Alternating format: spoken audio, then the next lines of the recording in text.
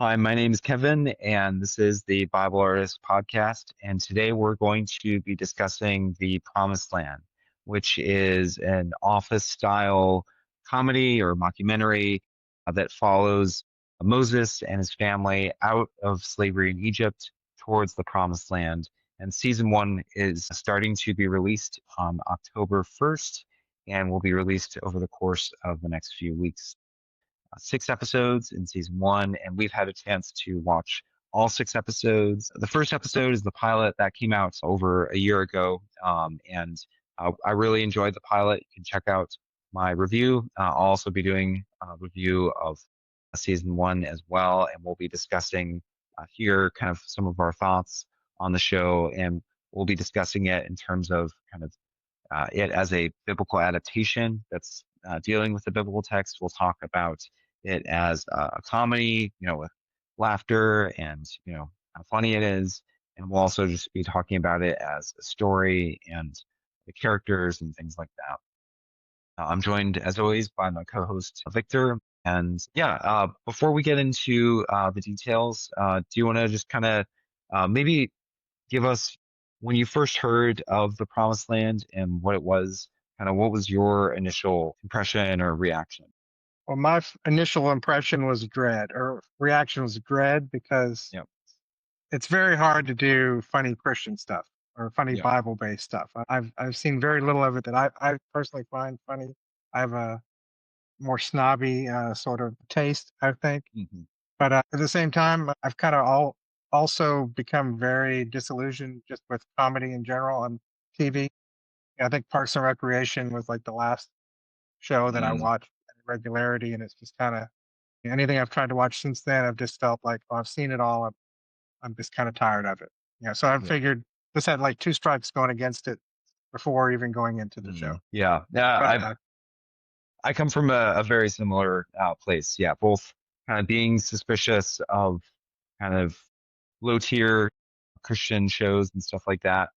And then also, yeah, like you, I love a good comedy, but definitely feel like we're not in kind of the springtime of comedy as far as a good way, culture is yeah. concerned. Uh, we're in it's a great season to be a fan of Bible adaptations because there's tons of Bible adaptations coming out. There have been other seasons where there have been lots of good comedies coming out. Now it does not feel like a time where there's a lot of like excellent comedies that are on the horizon. And so, yeah, like you, Victor, I was a little skeptical, especially before I watched the pilot last year. I was like, I was a little nervous because I ended up watching it with my wife the first time. I was like, oh, I don't know if I want to like rope my wife in to watch this, if it's going to be like this painful viewing. But then like we were both, yeah, we both laughed a lot during the initial pilot for season one.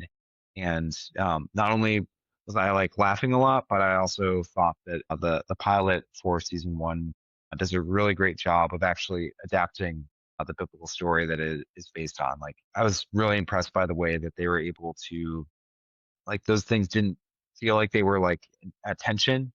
Like, there's a lot of like funny moments, and some of those are things that they totally invented, like the character of Chisisi, who's this Egyptian who was part of Pharaoh's army, but like escapes the getting killed at the Red Sea and joins the Israelites and is trying to fit in as an Israelite. By the way, I've done a interview with Dave Creddy, who plays Chisisi. You can check that out on the Bible Arts channel if you have not already done that. But you know, there are kind of fun things like that. They just like invented whole cloth and put into the story. But there's also a lot of moments where they are looking into the biblical text and they're finding things that are funny, like the idea of Moses' father-in-law coming and Moses like really wanting to please his father-in-law, which you can kind of get that sense in the biblical text itself. And so they do a great job of like finding the humor, like kind of the human dimension to these moments in biblical stories, not so as to kind of uh, deflate the Bible or make fun of God in any sort of way, but to think about like what it would have been like to be a human in these moments. Humans, we react to things in funny ways, and so I was really impressed by it. by the pilot and what they were able to bring out of it. And You as kind much of dread as I said I had about it, ended up loving it. I was yeah very, very pleasantly surprised. It was probably yeah my biggest surprise of last year was just how much I liked that pilot. yeah yeah. So I've been like after the pilot, it wasn't like kind of 100% certain that we would get season one until like sometime in the fall, I think. But when I heard that they had like locked in to do season one, I've been kind of anticipating this, and I knew that they were planning it for some time this year, and so I was excited when I found out that they were going to be releasing it in October. So we've got a plethora of Bible shows now coming out, and very different ones. Between this and House of David, I feel like are very opposite ends of the spectrum of the full adaptation. House of David is really trying to make things like grandiose and heroic and transcendent, and this is really just kind of leaning into human foibles and uh, not deflating the greatness of God, but is more focusing on the the funniness of humans and how in our vulnerability and our limitation we end up being a little ridiculous in different circumstances. Both of them have in common though is that they take a type of show that you are very familiar with and have Yes. certain expectations for, and delivers a biblical version of that that you're not thinking you're getting a bargain version of it. Yeah. You're getting a legit House of David stands alongside of Lord of the Rings. This stands alongside of The Office or Parks and Rec, to where it's like as good. It's got all the quality that you would expect. Hmm. Yep. And so yeah, that the pilot came out last year, so that's been available for a while. But now with the release of the remainder of season one, so we're gonna try to not get into a lot of like specific spoilers related to things that are not in the biblical text. And so we're gonna assume that most viewers here, you've probably read the story of Exodus in the Bible, or at least you've got the bullet points in your head somewhere. And so, we'll just be kind of upfront about some of the biblical territory that's going to be covered by this season, but we won't kind of reveal all of the kind of character things that go on, maybe only in kind of general ways so that we can talk about what we liked and things that share kind of some of our reactions. So, in terms of the biblical text, just to kind of give you a picture of where the season's going. So the pilot for the season ended with Jethro encouraging Moses to share leadership just like he does in the Bible. And then the next chapter in the biblical story is Israelites arriving at Mount Sinai. So that's what happens in episode two, season one, which is the first new episode that we've gotten. They arrive at Sinai, and but they have to kind of prepare themselves for encountering God. And Moses is going to have to go up the mountain to receive revelation. And if you're familiar with the biblical text, then you'll know that there's lots of like Moses going up and going back down, which is kind of a funny thing if you think about it. And so, yeah, we'll get throughout season one, we get stories that relate to uh, we never see Moses up on the mountain with God, which I think is a pretty wise move, both to make sure that the comedy isn't like touching on God and disrespecting him. Like we're never laughing at God or anything that's like directly involving God. Most of our time is spent in the camp, as Moses is going back and forth and he's trying to deal with leading these people throughout their time at Mount Sinai. And so all the different events that you get during the Sinai narrative in the book of Exodus, the giving of the Ten Commandments and the other laws, the famous golden calf incident, which I imagine is probably one of the moments that like really triggered kind of the idea of this entire series, because uh, I feel like there is kind of some inherent comedy in Aaron's response to Moses when he's like, I put the gold in the fire and out came this calf. So we get the golden calf incident, and then Moses' reaction to it, and kind of God's reaction, and Moses kind of having to mediate with God. Again, we don't see Moses mediating with God. We just see him coming back down and having to deal with the Israelites, and then the construction of the tabernacle and the completion of it under the leadership of Bezalel and Aholiab, or Oho as he is called in the show. And that's kind of the climax of season one, is the completion of the tabernacle in God's presence entering into it. Yeah. So like I said, I feel like it's kind of helpful to think in terms of think like kind of reviewing the show as a biblical adaptation that is covering biblical stories, although it is obviously adding a lot of things.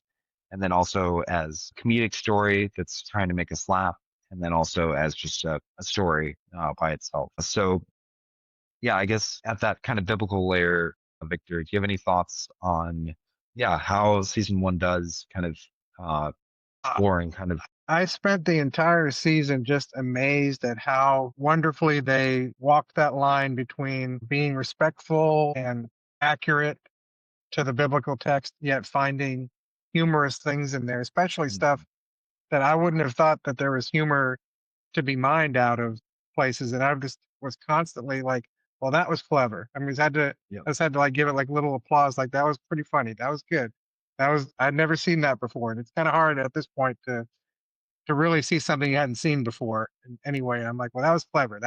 I kept on saying that over and over again. That was clever how they did that. That was a yep, very interesting way to handle that particular thing, like the giving of the law. I thought that was hilarious how they did it. And it's like how they did it in a sitcom way that you expect and you allow for that kind of humor to be kind of silly and ridiculous, and where the characters to take it seriously, and it all works. And it's like yep. it's a fine line, and it walks that line the whole way through, and it does a great job. Yeah, I feel like they are interacting with the biblical text in some really interesting ways. Like you said, often they are like mining humor in things where, like at first glance, like when you're not reading it to look for humor, it's easy to just like, kind of see these things as like boring old details or whatever. But I think they actually do a great job of trying to imagine the story that is going on around some of these biblical events,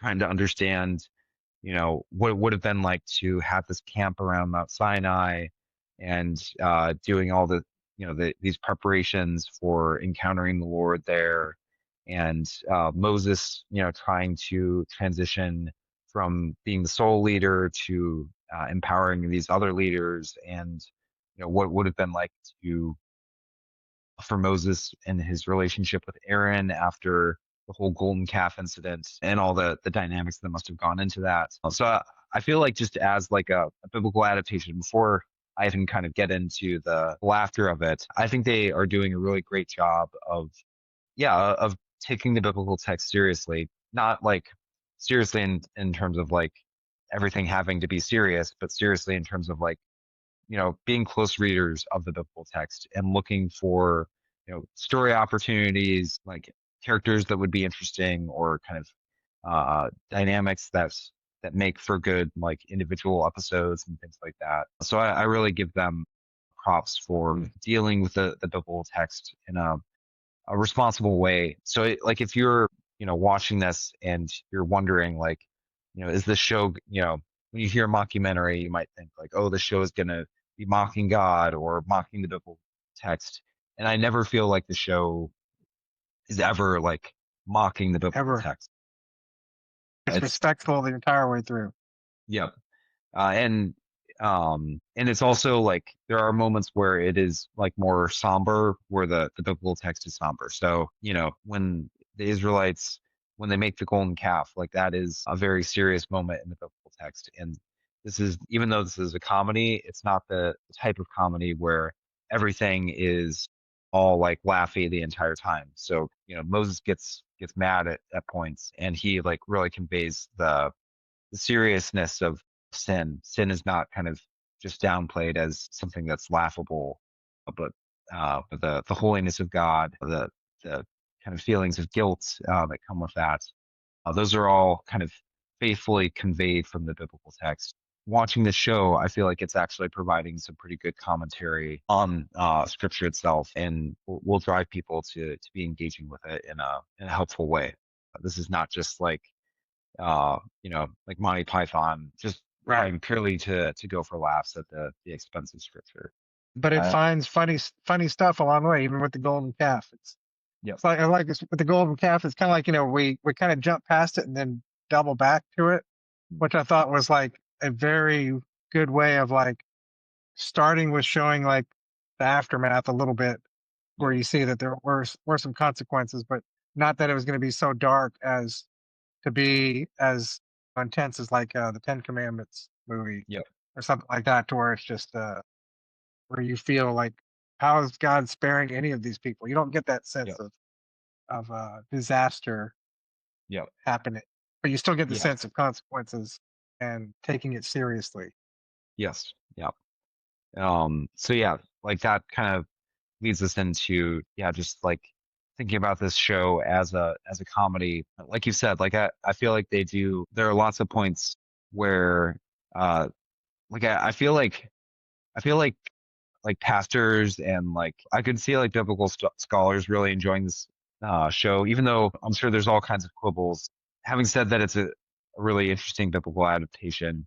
They're definitely doing all kinds of anachronisms, and I'm sure that there's a lot of like in terms of like precise details, things that are not historically fully accurate, or they're just like playing with details while like being true to the core of the actual biblical story. And there's very You said too, it's being true to the humanity of the people. Like all the silly stuff, it's based out of things that real people do. That's what we recognize, and where even if it's anachronistic, it feels, oh, that's what a person would do in any so time period. in the same way that like The Chosen is anachronistic at certain points, like when Peter and Eden are in season three. I've had a lot of like pastors or friends who are more engaged with the culture of the time, being like, they wouldn't be waiting to get pregnant as a married couple in their these or whatever. Like they would be having kids like right away. That was just kind of the norm of the time. And The Chosen kind of makes them more similar to modern people like where they've been like holding off on having kids until a certain time. So, in the same way with Promised Land, like so CC, there's that one bit where he talks about how he was in like a basically like a boy band back in Egypt, and that it plays into he's having to audition with his group for to perform and that's how the Sons of Korah, which is an actual thing, comes into existence.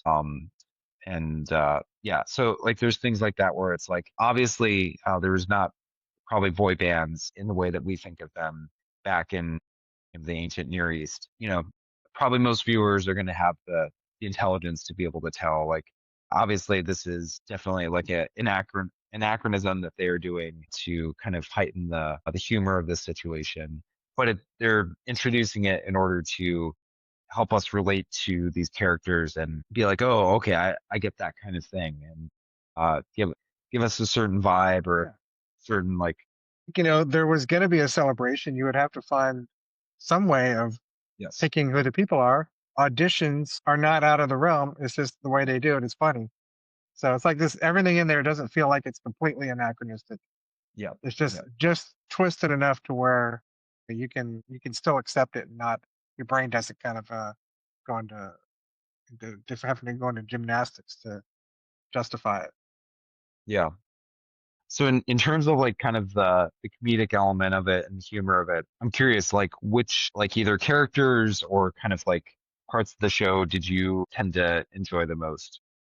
Well, like it's like you have on screen right now, Chisisi. I thought, to me, that was, whenever I saw the pilot the first time, that was the moment when I was Mhm. like, all right, I'm on board now, because that was something I thought was like super clever. An Egyptian that got stranded on this side of the Red Sea and having to Yeah, pretend to be a Jew. And it's just kind of funny, and how he's integrating with the rest of the tribe, and he's going to have an interesting arc, I'm sure, as it goes yeah, along. Although I had to go back and just do some double checking, like what happened to the Sons of Korah? Okay, oh, that's gonna go bad. I yeah, hope Chisisi can somehow maybe step away from what ultimately happens with them, but that'll be curious to see how they adapt that. yeah. Chisisi, No, and then that the other character I love is Miriam. I mm, thought was hilarious. Everything she does is great. Yeah, she like both characters. I feel like I remember when I first watched the pilot last year, really sticking out, and I think Miriam was my favorite like initial character after watching the pilot, and yeah, I still feel like she's a really strong character in that like yeah, I mean, she does ridiculous things, but she also kind of provides like a window on kind of seeing the ridiculousness of some of the other characters and things like that. I really liked some one of the like I like some of the stuff with Joshua that shows up in his relationship with Caleb, who correct me if I'm wrong, I don't think Caleb was in the pilot episode. He would Yeah. So like he's kind of a character that they must have recruited in for when they started making the rest of season one. Caleb, if you recall, Joshua and Caleb will be the only two that are faithful and that God allows to go into the promised lands. I just love how Just they're not presented as those characters just yet. They got, yeah. They're they got a ways to go before they become those two champions. yeah. Like Joshua is just like super eager to do anything he can to please Moses, and then Caleb is not. He's a little bit more of yeah. If anyone, like I feel like he's like kind of like the Jim who like sees like things more from like a straight perspective, and Mhm. yeah, and kind of as a result, we're able to laugh with him at some of the other characters. Something else I really loved was Aaron. How the Bible says that Moses was not a good speaker, so he had Aaron do all the speaking for him. And Yeah. I don't think they did this in the pilot episode, but they made it to where Aaron's kind of like a comedian where Mhm. he's able to command a crowd and get laughs, and Moses can't. It's just that was some good bits they had with that.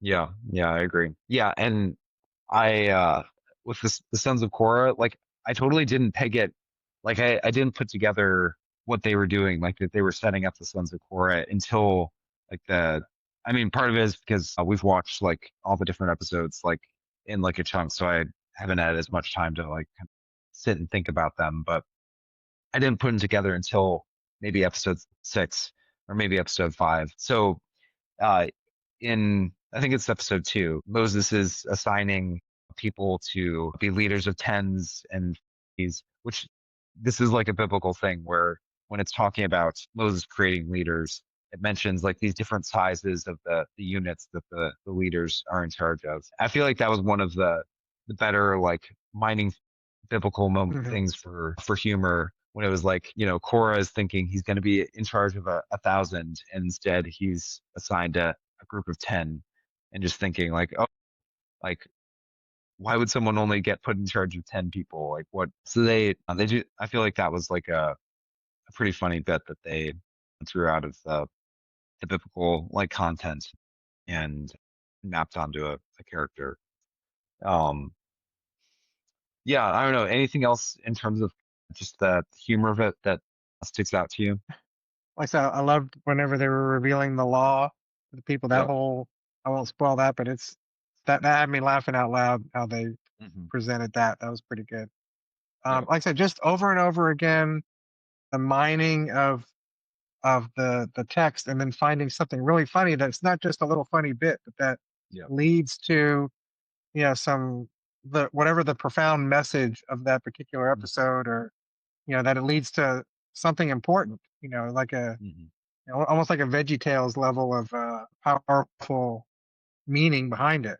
Yep. And that's what it's like. I did that with the first episode with Jethro, and it's like all of these things. It leads to something important. Forgiveness is a really good thing with forgiveness between Moses and Aaron that I thought was just perfectly set up by all the stuff we had, Hmm. all the silly stuff we had, led to that moment where it actually worked really well.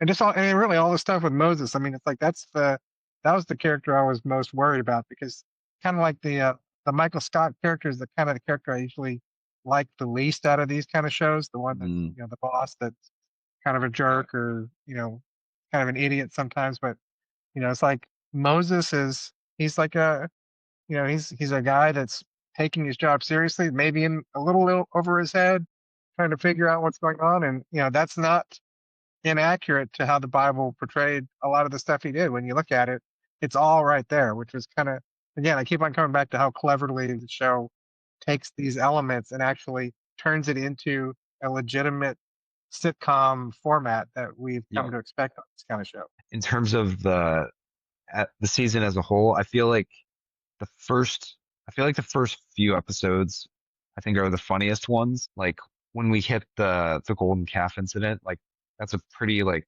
somber moment, and there still is like laughs after that. But I do feel like the density of laughs is not quite as Right. heavy in the later half of the season, because they're dealing with some more like uh yeah, themes and like um emotional things where it feels more like at times um like a comedy that's like a family comedy where like the family it's dealing with like some serious things while Right. Like also having Modern Family more than The Office. yeah, yeah, that's a good analogy. The first few episodes feel more Office, where it's really kind of amping up the ridiculousness of some of these characters. And then when you have the golden calf incident, I feel like that there's a real tonal shift, and it gets we still have some ridiculous situations that come up, but they're having to deal with Mm. those things, and because it's committed to uh, dealing with the biblical uh, stories like in a respectful way, that does like um, it doesn't like crowd out the comedy completely, but it makes it maybe a little less like joke dense than like Hmm. than some of like the The pilot was very joke dense. Pilot was yes, like boom, boom, boom. It was solid all the way through. Very much more spread out, a little bit more time to breathe. I say we watched them all like in a big binge. I'm guessing it'll probably feel a lot better to that's watch true. it over the That's course true. of week to week. Probably won't be as, of course, but people are going to be binging it at some Yep. point. But stuff like with Bezalel, it's like his story started off kind of funny. You think, figuring, what's going to happen with him, and then that turned into like a very poignant Yep. section of it. I was just kind of surprised. I was like, oh, that was pretty good. It's like, one of the extra biblical kind of things. It's like I had to go back and check. Like, was that in there? No, it was Yeah. not.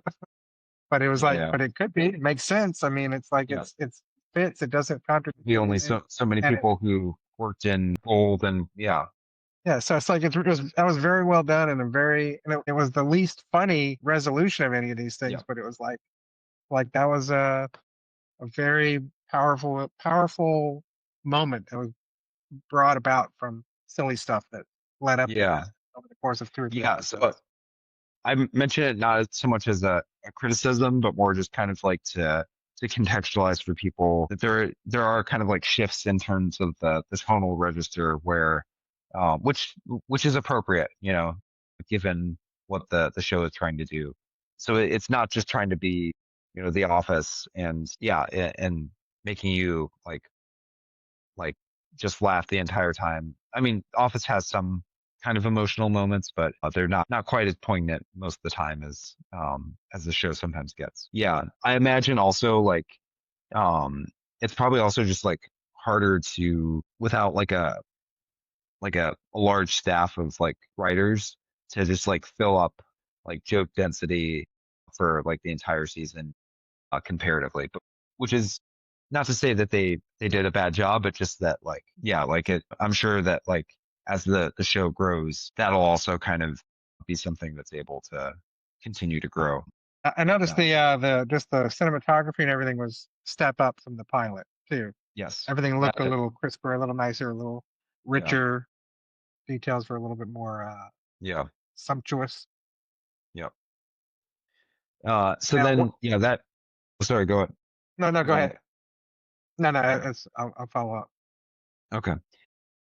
That also kind of transitions us into just thinking in terms of characters and story and what we thought of it, uh, not just as biblical like explainer or an opportunity for laughs, but as just a story that is being told. even though it is dealing with biblical source material, it's telling its own story. It's crafting characters because it's having to invent a lot of details, just like most biblical adaptations have to do, and it's trying to tell like a cohesive story. Obviously, the pilot is kind of a little bit its own thing, and then episode 2 through episode 6 are a little more kind of tied together. But yeah, do you have any thoughts on kind of how the Promised Land works as a story and how these, yeah, kind of your thoughts on some of these? What I really like is how it gives each of the characters, or it gives us a way into this narrative, interacting with God. Like you have Miriam. It's like, how do women deal with in this society? Especially, it's a very patriarchal society, and there are going to be people like Miriam that have strong ideas and strong wills, and how do those people interact in this world? And I Yep. think that gives a good idea because at least her, she's given a little bit more historical, biblical, like she did some important stuff, So this kind of fits in there. But you also have Aaron, who's like a second in command.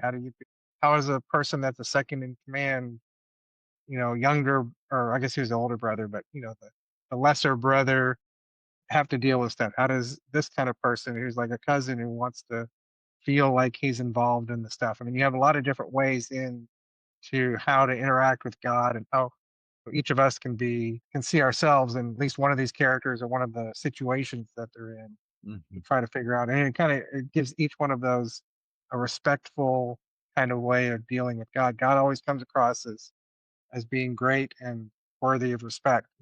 He's never made ridiculous, Yep. no matter how much the situation around him is ridiculous. And it makes sense because really, like at the heart of comedy is exposing kind of human vulnerability and limitation, and putting us in these kinds of situations where you know we have these desires, but we are, we're mess ups. We aren't able to do everything. We're blind to some of our foibles and our think that the way that we see the world is how everybody sees it. Totally, as a result of that, like kind of stumble over ourselves. And actually, like kind of thematically, it really fits with the idea of the Israelites coming to God at Sinai, and God giving the law. So God basically kind of exposing humans as not measuring up, not being worthy. The story of the golden calf is all about God's people. They've just been given God's law, and yet, they expose how short-sighted and how blind they are. That they're able, God has just given them this law, and yet they are able to, turn their backs on Him and violate like the first commandment that God gives them. And so yeah, I think that like thematically they do a great job of like it makes sense that this is the first like major Christian Bible comedy show that we're getting, because it really fits with what's happening in terms of uh the idea of being being next to God kind of exposes who we are as Mhm. these very limited, vulnerable people who don't get everything.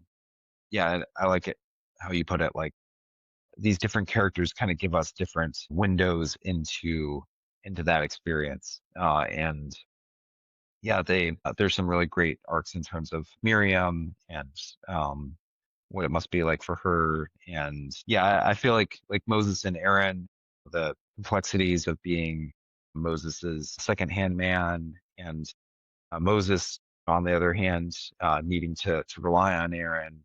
They do a great job of kind of exploring that dynamic and the complexities that would be created from the golden calf incidents. They do a great job of kind of constructing um, emotional kind of storylines and arcs that come out of these different events that feel very human and very satisfying from like a storytelling perspective. I don't want to bag on most lighthearted Christian movies and other TV fare, but it's like I find almost all of that stuff that I've seen prior to this to be just really, you have to watch it because you have nothing better to watch if you're a Christian. Yeah. That's kind of what it's like. We're giving this to you, and this is this is as good as as funny as we can make it because that's what we can do. Well, this I think shows that no, you can take it up another couple notches. That's what I just kept on feeling the whole way through. I'm like, that was legitimately funny. That wasn't just Yep. funny because well, it was okay for a Christian show. It was Yep. on its own. It was legitimately funny.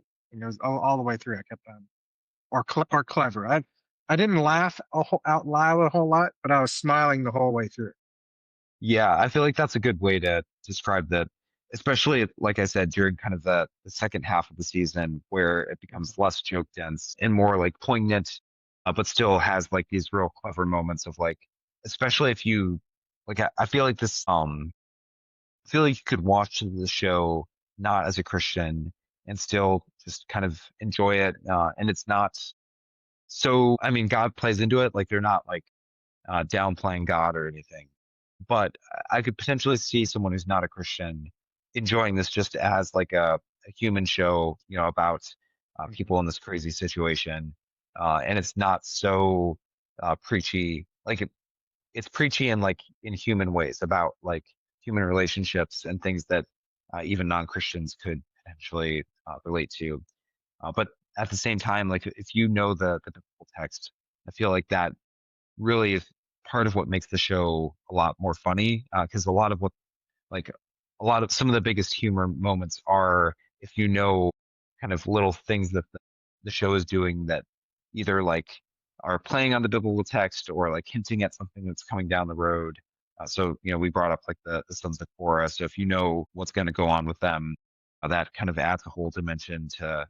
to the things that are going to happen throughout season one. Well, Or there's like a ongoing joke with Moses' sons, Gershom, and forget the other one, where like we never see them, and everybody's always like looking for them, which is it's hey, kind of they a were joke. just here. You just missed Yeah, them. yeah, yeah, yeah. Yeah. And that's a joke on how the Bible it mentions that Moses has these sons, but then they like never come into the story ever again, and they're always like kind of off page.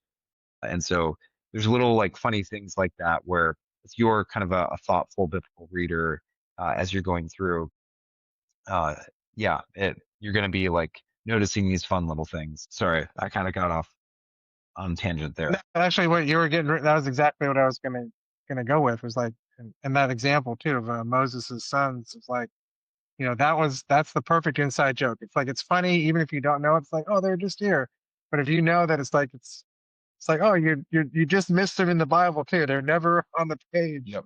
anywhere, and that's just and the way they present that, it's continuously funny. It's a good running gag. They don't overplay it too much, but it's Yep. it's a good running joke. Yep. But just kind of go back. It's like that is the one question I have is like, how does this play with people that don't have any? Yeah. I would think much more so than like the Testament show. I feel wouldn't play as well with non-Bible readers. I think this will play more broadly for a lot wider of an audience. Yeah. Still probably mostly people who are like vaguely aware of the like if you're totally disconnected from the Bible and stuff, then it may be like so foreign that it's like hard for you to. But I think it's what Exodus is one of those things where you've probably seen the Ten Commandments movie. Yeah. You probably at least know the base, even if you don't know the whole story. You know the iconic moments, Yeah. and that this is who Moses is vaguely in the grand scheme of things. So I Yeah. think even coming in that you'll have at least some idea, kind of like Yeah. probably with David a lot, House of David. You vaguely know who David is, to where you can at least from the get go pick up. Okay, I know who this person is in relation to the rest of these people. Yeah. Yeah. I think anyone who's like, watched the Prince of Egypt or Ten Commandments and like has like kind of categories for, the Israelites coming out of Egypt, going to Mount Sinai, will be like, has enough knowledge. Like, you don't need to be like a Bible nerd, even though that Mhm.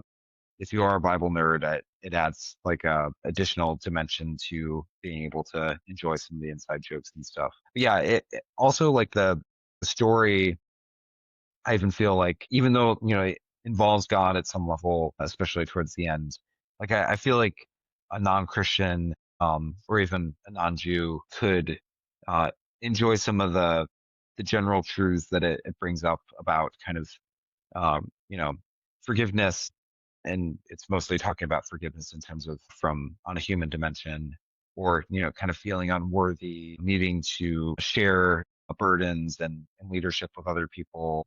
Yeah, like trying to fit in, trying to please other people.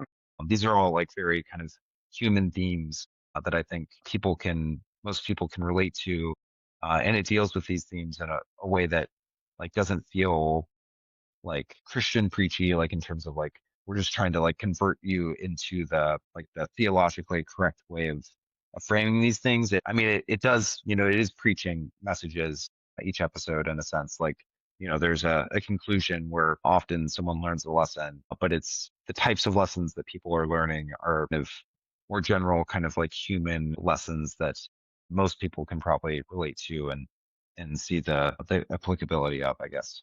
I think also it presents God as a legitimate idea that everybody accepts and not in Yeah. any kind of not being forced way. It just Yeah. is a reality, It's and just part of the world. it's not a preachy reality. It's just Yep. this is the way of the world. Obviously we just got here because he parted the Red Sea and we're able to get here. So it's like he's a real thing that we have to acknowledge, and he's here. Kind of it just presents that, and it just kind of goes with it. It's like it's a foundation that it doesn't have to constantly hit you over Yeah. the head with, which is I appreciate. Yeah. And I feel like the Miriam character will also be really helpful for people who are coming in and who are maybe skeptical about biblical religions because of, this sense that's like the Bible is misogynistic. And so I feel like the having Miriam there to um she's almost like kind of a stand-in for kind of more modern values, and Mhm. she's able to critique things that are kind of culturally embedded in the biblical story, um and show us, that doesn't mean like just because you're critical of like patriarchal society doesn't mean you have to get rid of God with that.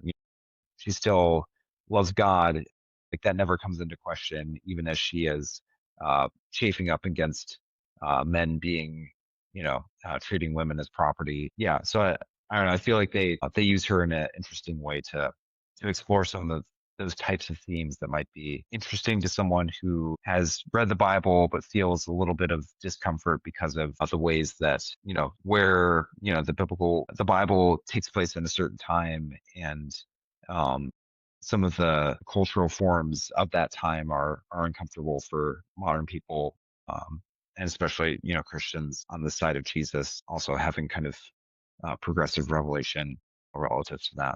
Yeah, she kind of represents the glass ceiling character Yeah. butting up against the glass ceiling. But as one of those things, I had to kind of go back and like double check, like, hey, what's the Bible say about Miriam? And it's like she was this person that became, a leader to women, Mm. you know, even more so than what the show has already done. It's like she's still Yep. got some ways to go, which is going to be Yep. kind of interesting. And I was like, that was not something that ever really registered in my head. Just kind of reading through it, that she really ascended to a level through the glass ceiling. The show is showing that she had to clearly do that Yep. to attain the honor that she ended up being given in the Bible. It's like you don't just get that from nothing. So, Yeah. this is a good progression to that. Yeah. And I could see, on the more conservative end of Christians, like being kind of like concerned about the Miriam character. But if you actually look at the Exodus story and the way that especially like the first few chapters of Exodus, it goes out of its way to really kind of elevate some of these female characters in order to kind of show how God was like working through these women. I feel like the show is probably quite aware of that and is trying to kind of show some of those kind of biblical themes that are kind of brought out in ways that are like very easy to miss if you're reading as just a modern person and you kind of pass over that. So the show is just, it's interesting how it kind of draws things out like that in a way that it's not like expository, it's not doing a lot of like it's funny, but it's also helping us to to see things in the biblical text, I guess. Yeah, Yep. so I'll probably get into kind of more details on each episode when I do actual written reviews and stuff. But yeah, overall, definitely I enjoyed season one, and I'm hoping that they are on the successful end of the new wave of Bible adaptations, and they're able to continue on. I think I remember in my interview with the director, Mitch Hudson, I think he mentioned that he's hoping to be able to do 40 episodes and a movie, which is kind of a little bit like, did you ever watch Community? There's like this running Yeah, did a inside couple joke with the movies. show where they wanted to do 6 seasons in a movie. But yeah, so they have kind of big plans of all the stuff that they want to be able to hit. So I do hope that season one is able to take off. Yeah, we haven't done like kind of as in-depth analysis with this show as we have done with like The Chosen and House of David, in part just because with it being a comedy, I feel like it's not that it doesn't like merit kind of analysis because there's some cool stuff that's going on, but I feel like it's not as like uh I feel like Line by line comedies are kind of better to like analysis. let wash over you and just kind of Mhm. enjoy. But I'm glad we did at least get to share some of our initial thoughts on season one. And yeah, I'm looking forward to watching it again. And did not watch it with my wife for the episodes 2 through 6 as we were getting ready to record this, but I'm looking forward to watching it again and enjoying it This is further. definitely a show I would gather some friends, especially maybe like Yeah, a church group, and get together and watch because it's like it'll promote discussion. It's worth getting a group of people together, I think, to watch this. Be a good weekly show to watch with friends. yeah, yeah. Like you potentially could do a Bible study on this. I don't know if I would do like a the same type of Bible study you do with like The Chosen, but it would be the kind of show that's just like good to like watch together to kind of build community. If I was going to do a discussion on this show, I would probably just have, and maybe I'll put something like this together, like one or two questions or something, more kind of broader, like thematic kinds of things, as opposed to like a in-depth study or something like that. Not again, not because the show isn't interested in exploring the biblical passages and stuff, but more just because I feel like there's different ways to interact with different shows. And so this is more of a show that's like better to just enjoy together, have a kind of more open-ended conversation about. Um, yeah. So yeah, let us know if you'd like more content on it though. Like I said, I interviewed Dav Caretti, who is Chisisi. I interviewed Mitch Hudson, who's the director, and I also just recently interviewed, although I might be releasing this interview before you see this, but as of recording this, I recently interviewed Moses, and yeah, really interesting to get to talk to the different actors and kind of hear about their experiences. And yeah, it definitely seems like the team that's involved is really loving what they're doing. So check that All out. pros, though. They're definitely pros. There's no local person from your church Yeah. is the main characters on this. These are all real actors that are in stuff Mhm. that you can tell they know what they're doing, and that's just a level of confidence and that I have in the show that everything's, especially through these first 6 episodes, it's solid production all the way through. Yeah. Cool. Well, thanks for joining us. We'll be so it'll be releasing one episode a week. So keep on following that and checking it out on YouTube. Definitely give it views and likes and all that so that their show can continue to grow its audience. And you want to also like and subscribe to the Bible Artist. That's appreciated as well. And we'll be doing reviews coming up on House of David season 2. So amazing time to be a fan of Bible shows and adaptations. Chosen Adventures is also coming out later this month. So stay tuned. And until next time, Godspeed.